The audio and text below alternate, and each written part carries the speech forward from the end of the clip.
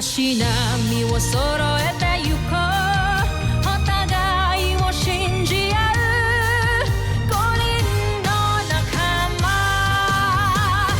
まるでスーファイブに預けた命飛ぶぜ宇宙の果てまでもみんなの笑顔も近い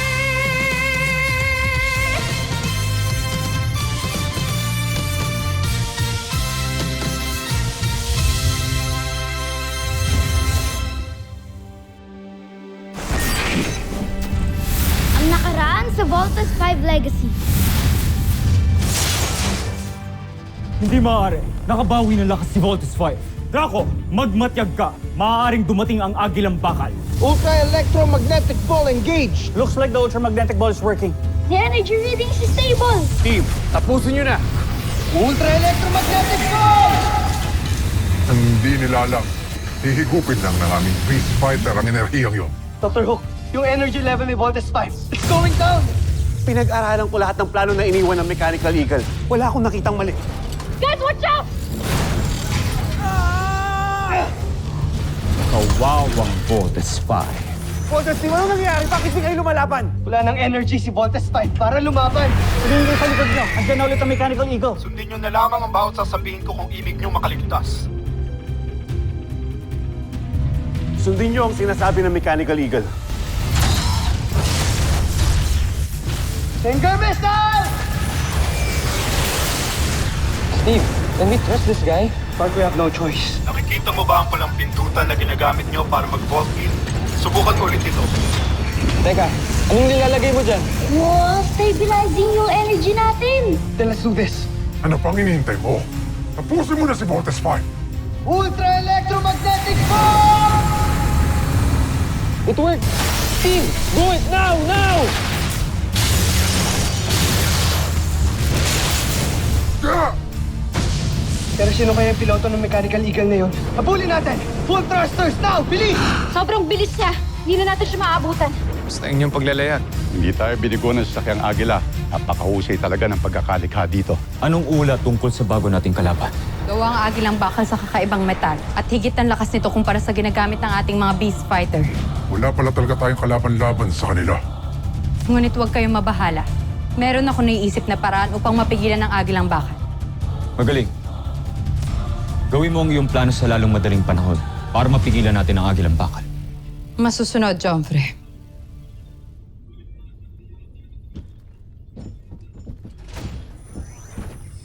Joffrey! Anong ibig sabihin nito? Bakit hindi ako nasabihan na may pagpupulong? Tapos na ang pagpupulong. Joffrey! Meron akong naisip na taktika para labanan ang Agilang Bakal. Taktika ba ka mo? Kwento mo sa mga sundalo.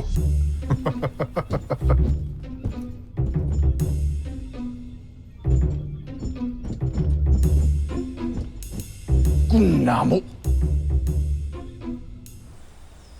Hindi ko maintindihan kung bakit hanggang ngayon ay ayaw may paalam sa iyong mga anak na buhay ka pa. Sigurado ako matutuwa ang mga yon. Ligtas ang aking mga anak. At kaya nilang ipagtanggol ang kanilang mga sarili. Ngunit ang mga naapi sa Buzan ay hindi.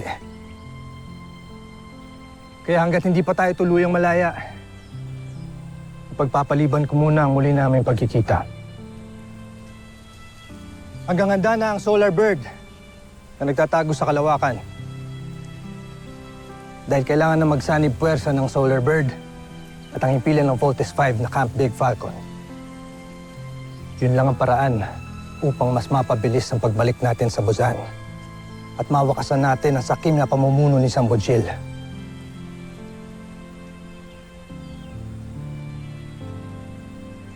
Ang pagmamahal ko sa aking mga anak ang nagtulak sa akin para wakasan agad itong misyon na to. Ngunit habang hindi pa tama ang panahon, titisin ko munang hindi kami magkita-kita.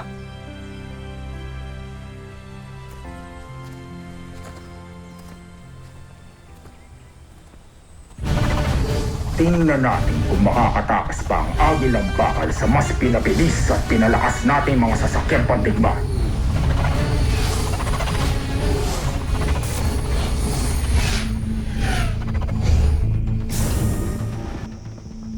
Doctor, General, We received a report from Africa na may sightings daw ng Bosanian flying saucers. Meron na rin sa Japan, Himalayas, and France. pero hindi sila umaatake. Parang dinideploy lang nila yun para may hanapin. Ang Mechanical Eagle, hindi kaya yun ang hinahanap nila. Then kailangan ng Mechanical Eagle ang protection natin. Ipapahanda ko ang mga jets para ma-deploy kaagad on my command. Let us help, Dr. Hook. Kailangan mauna kami makahanap sa Mechanical Eagle. Baka kapag naunahan tayo mga kalaban, baka patayin nila si Papa. Please po! No. Pero Dr. Hook, kailangan nung... I said no. Sige, anong gagawin niyo pag umatake dito yung kalaban? Hindi niyo ba naisip baka decoy lang to? If I tell you to stay, you stay.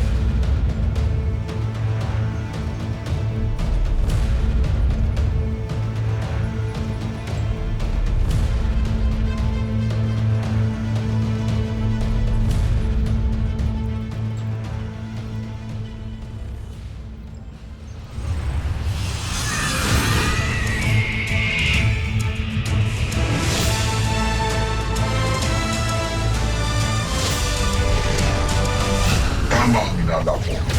Dito sa pigtapo natin matatagpuan ang Agilang Bakal. Sige, huwag niyo siyang tatandanan.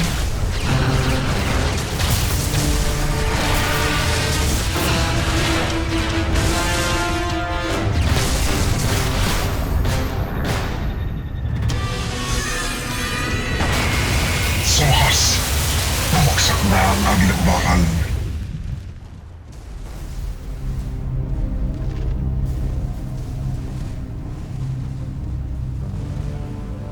Looks like CBF has a new visitor.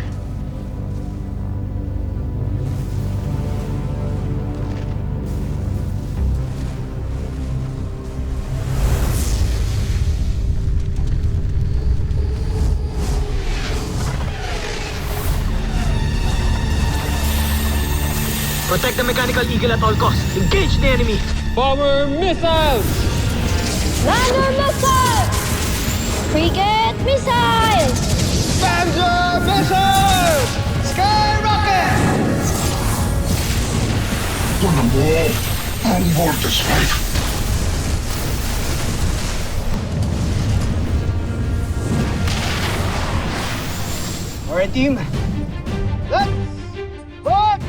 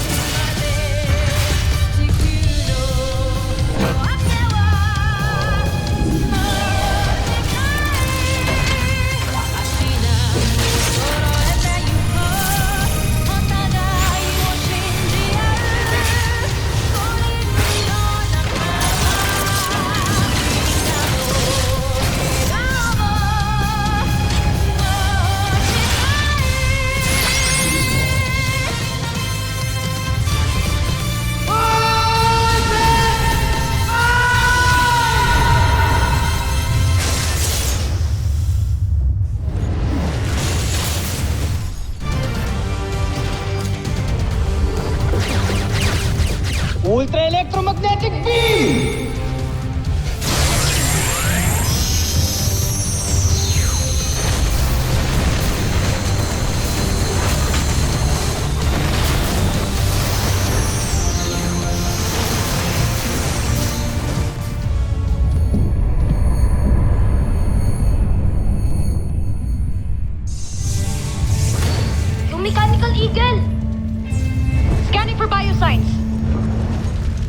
Protected but critical. We need to bring it back to the camp. Jamie, alert CBF. We're on our way.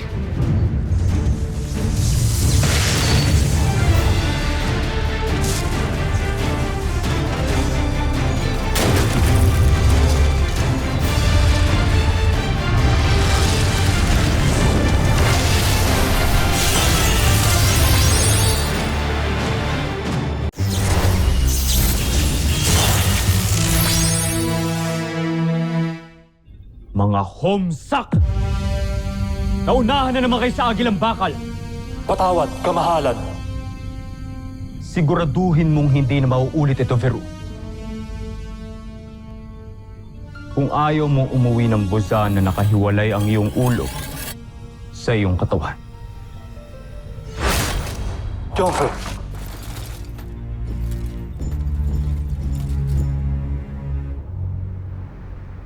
Maraming salamat at niligtas niyo ako. Sino ba sa inyo si Steve? Big Bert at Little John. Ako si Steve. Bakit niyo kami nahanap? Teka, bakit alam niyo yung pangalan namin? Sino ho ba talaga kayo? Ako si General Watson. Malapit kong kaibigan ng inyong ama. Si Papa? Buhay siya? Buhay na buhay. At nagtatago siya sa isang bundok dito sa planeta ninyo. Tama ka. Buhay pa si Papa. Kuya, gusto ko naman kita si Papa. Puntahan natin siya. Tara. That's a good plan. We'll request for escort mula sa EDF. Maaari mo bang sabihin sa amin kung nasan si Dr. Armstrong? Kinalulungkot ko. Pero sa ngayon, hindi ko muna maaaring sabihin sa inyo. Naghahanda siya para iligtas ang aming mga kasamang rebelde laban sa Imperyo ng Busan. Yun ang hiling ng inyong ama. Ayun na naman kayo eh. Wala naman tayong proof na nagsasabi siya ng totoo. Mark, he is the pilot of the Mechanical Eagle. He saved our lives more than once. Bakit ho kailangan tulungan ni Papa mabusin yan? Dahil yun ang mission niya. Ang iligtas sa mga kasamahan niya, Bosenia, na ginawang alipin. Buzayin niya si Papa?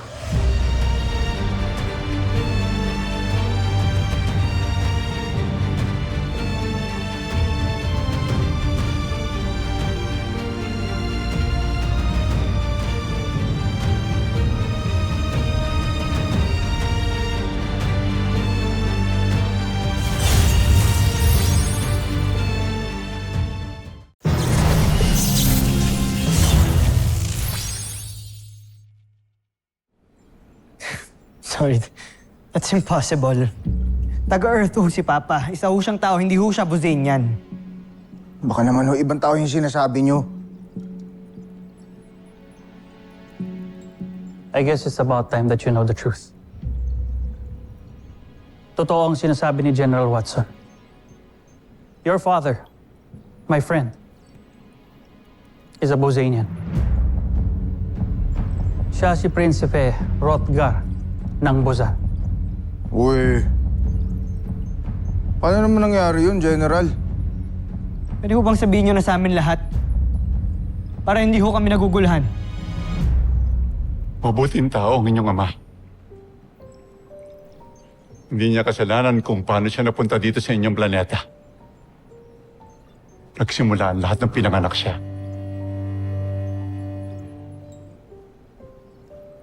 Isa siyang maharlika. Ngunit pinanganak siyang walang sungay. Dito magugustuhan ng ibang mga maharlika, mahal na ministro. Kaya ba gusto ninyong manahimik na lamang ako at wala na lang gawin? Laban sa kalupitang matagal lang nangyayari sa Busan? Anak, matagal na sanay ang mga alipin sa pagtrato sa kanila. Hindi mo na sila kailangang ipaglaban. At bakit hindi?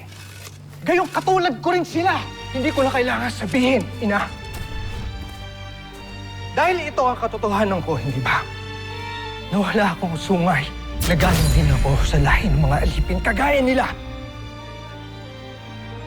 At yun nga ang ginawa nila para may tago ang lihim. Nilagyan nila ng huwad na sungay ang inyong ama. Lumaki ang inyong ama na wala nakakaalam na huwad ang kanyang mga sungay. Tinago nila matagal ang lihim na to. Hanggang sumating ang pagkakataon na kailangan niya ng koronahan bilang bagong emperador ng Bosenya. Itigil ang koronasyon!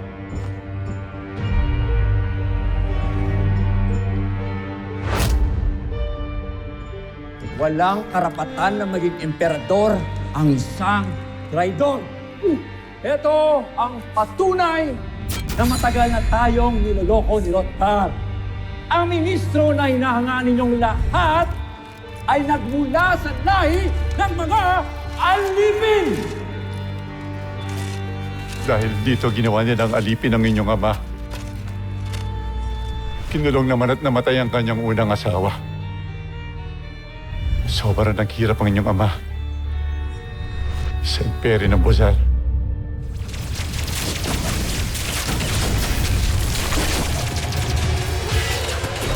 Pero nakaligtas si Rothgar at napunta siya sa inyong planeta. Tinunong Rothgar, hindi na tayo mananalo. Kailangan mo na kaming iwan. Magkakasama tayong tatakas. Ikaw ang pag-asa ng himagsikang ito. Hindi ka pwedeng mamatay, kaya iwan mo na kami! Pinapangako ko. Babalik ako para palayain ang mga alipin. Sinusumpa ko.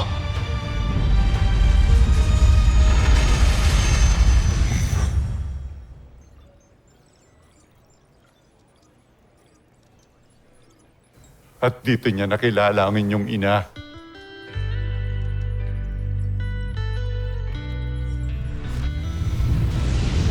Okay ka lang ba?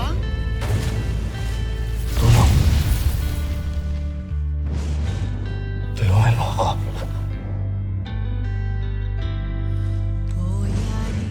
Mahal na mahal ni Rothgar ang inyong ina. At kayo nga ang naging bunga ng kanilang pagmamahalan.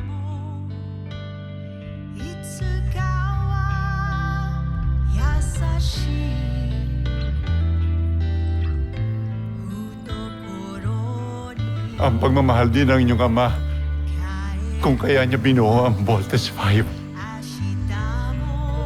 Ito ang ating magiging technical plans para sa ating ultra-electromagnetic Volt-in fighting machine. And we will call it Voltes. Voltes 5. 5 sasakyan nito na kapag ka nag-combine o nag-Volt-in ay makakabuo ng isang malaking fighting robot na siyang magliligtas sa planetang Earth. Para maging handa ang inyong mundo sa pananakop ng Bosenya. Your father is a man of his word. Noong natapos ang project ng Voltes 5, umalis siya para bumalik sa Bozan. Ba natin gagamitin ang spaceship niya? Ito ang gagamitin ko para makabalik ako sa aking pinagmulan. May mga pangako pa akong kailangan tuparin. Hindi na siya nakabalik dahil nakala natin na patay na siya. Kaya pala siya umalis. Tiniwan tayo. Ngayon ay alam na rin natin kung bakit mas iba tayong tatlo kaysa kina Ate Jamie. May lahi tayong Bozenians.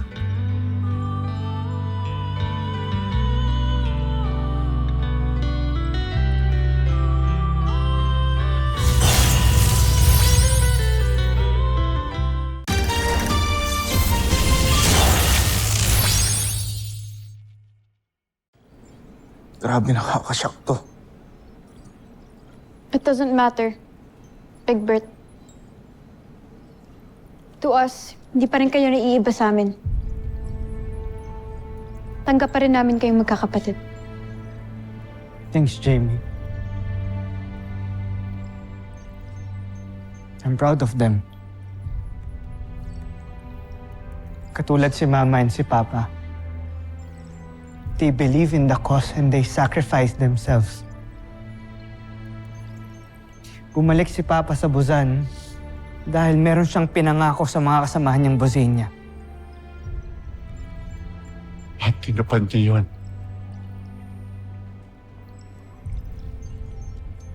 Kahit alam ni Rodgan na nanganganib ang kanyang buhay, hindi siya tumigil sa pakikipaglaban.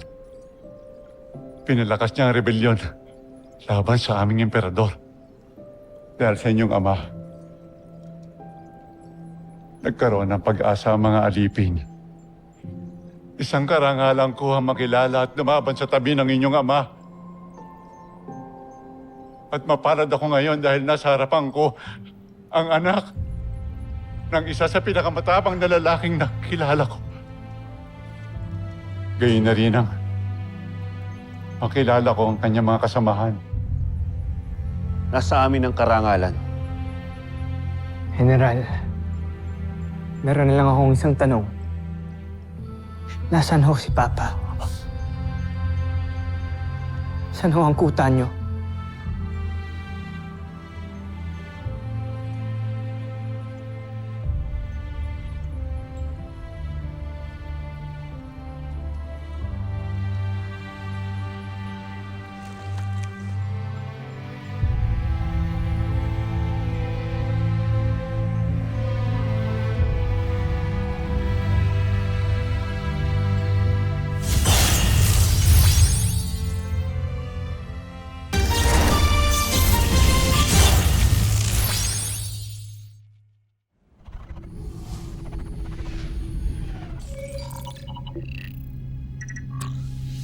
Joffrey, si General Watson na nagpapalipad ng agi ng bakal. Pero tiyak ko na hindi siya ang may likha nito. Walang ibang may alam ng teknolohiyang ito kundi ang traidor na si Hrothgar. At malamang ay nakarating na rin siya sa Terra Air 2 kasama ang mga rebelde. Ayokong malaman ni Zardos ang tungkol sa kanyang ama. Bibiguin niya lang ang aking mga plano kagaya na nangyari sa mga misyon niya. Lahat palpak! Ititikom ko ang aking bibig, mahal na emperador.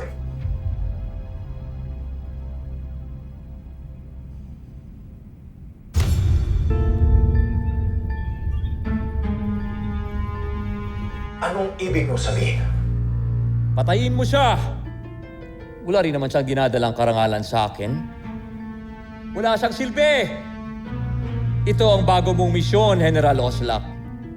Kitilin mo ang buhay ni Zardos at talunin si Voltes 5. At kapag nagawa mo ito, may malaking gantimpalang nakaabang para sa'yo. Ituring mong nagawa na ang inyong pinag-uutos, Joffrey.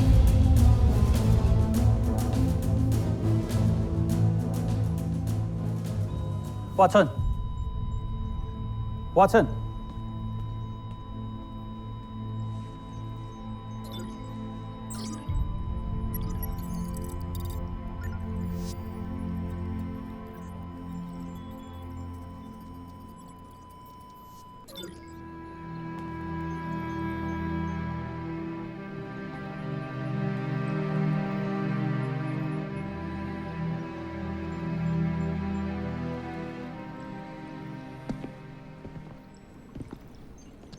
Naintindihan na namin si Papa. At katulad niya, pinapangako naming Voltes team na ipaglalaban namin at ipaghihigante ang lahat ng inaapi ng mga Bosenian.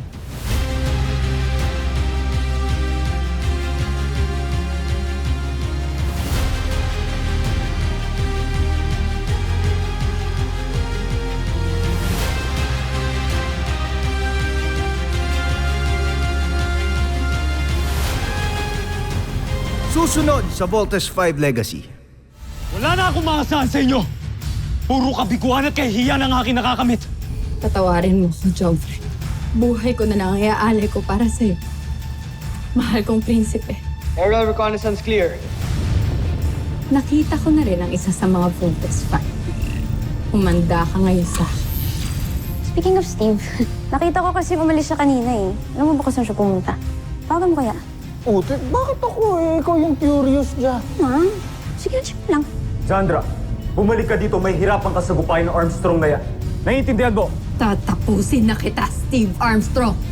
Para sa aking Prinsipe Zardos!